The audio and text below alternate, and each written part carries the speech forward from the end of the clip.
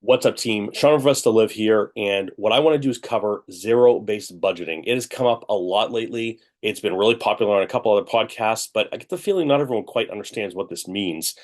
Even recently, Elon was talking about zero-based budgeting when he bought Twitter and really used this as a way to understand what the spend was and what the necessary spend was.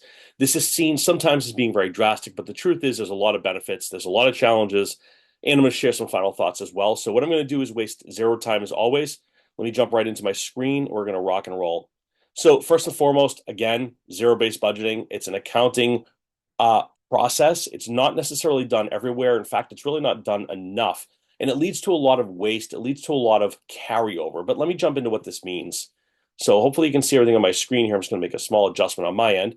So what is it? Well, zero-based budgeting, or ZBB, is a budgeting method where all expenses must be justified for each new period. Now, pause for a second.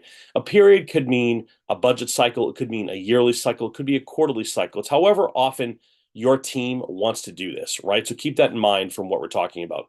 Now, the idea here is we're starting from a zero base.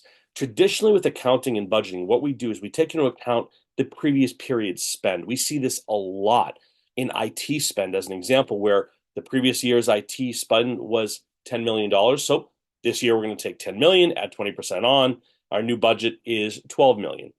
What zero-based budgeting is saying is, nope, we don't care what we spend last year. We're going to start fresh and rebuild our budget.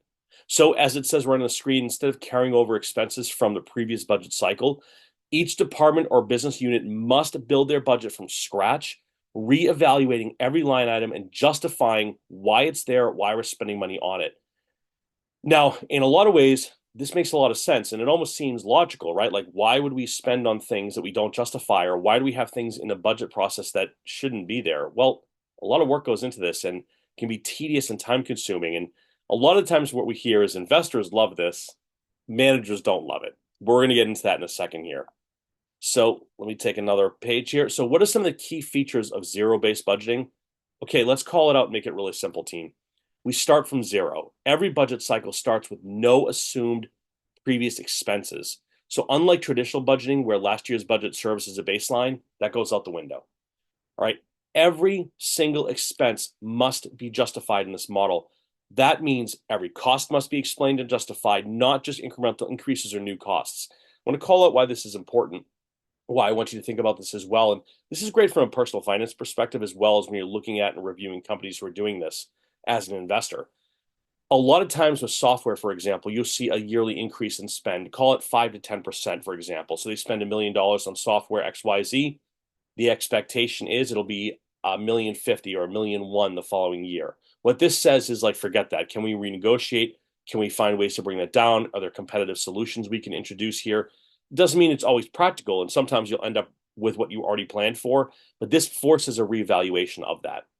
There's also an alignment with strategic goals, right? So ZBB helps organizations ensure that spending aligns with current goals and priorities rather than just continuing what we've always done and we're going to continue to do. Now, this is particularly important in big companies, especially where margins are being squeezed.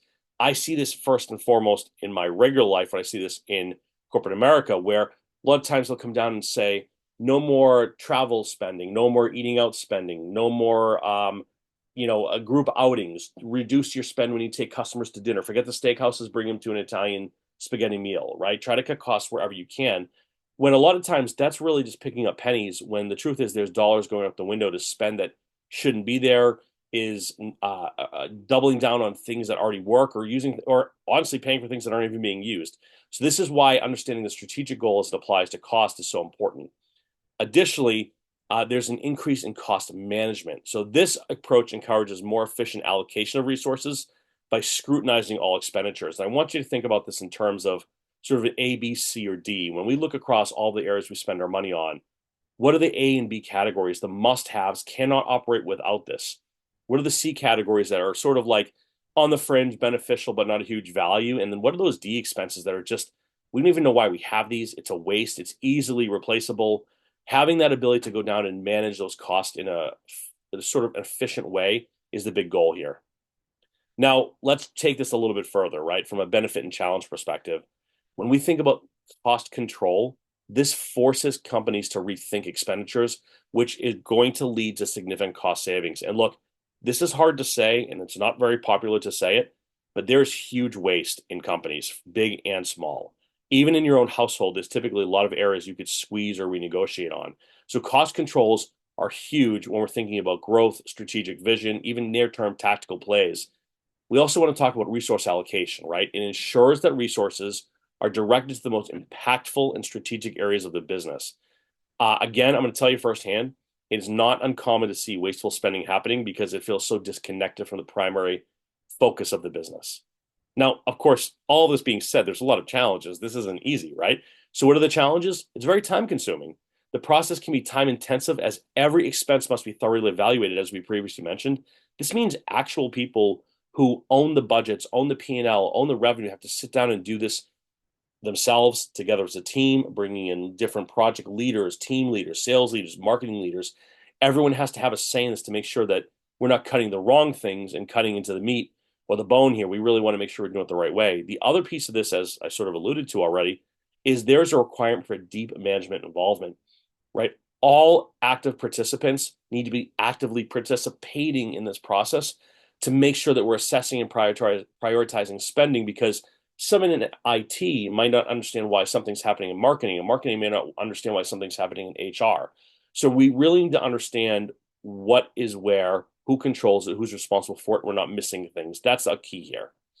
Now, that's it. It's a really short video. I thought this would be important for those who don't understand what this is or want to learn more about it. But I want to add really a final note here to summarize everything, right? ZBB is popular in both corporate and public sectors, but particularly when companies need to cut costs. When we hear about things like layoffs, we hear about things like private equity coming in, we hear about things like shrinking margins. That's when I start thinking about, are they doing this motion? Is this something they're potentially willing to even do? Right? So it helps us to do a couple of things like improve financial discipline, adapting to changing market conditions, reevaluating why we're doing the things we're doing. Because a lot of times we're so quick to lay people off. And the truth is that's not always the answer. So team, with that, I hope this was informative. Let me know in the comments if there's other topics that you'd like to learn about. Otherwise, just hit me with a ZBB so I know you watched this and you got value from it. Thanks so much. Appreciate the time. Have a good one, everybody.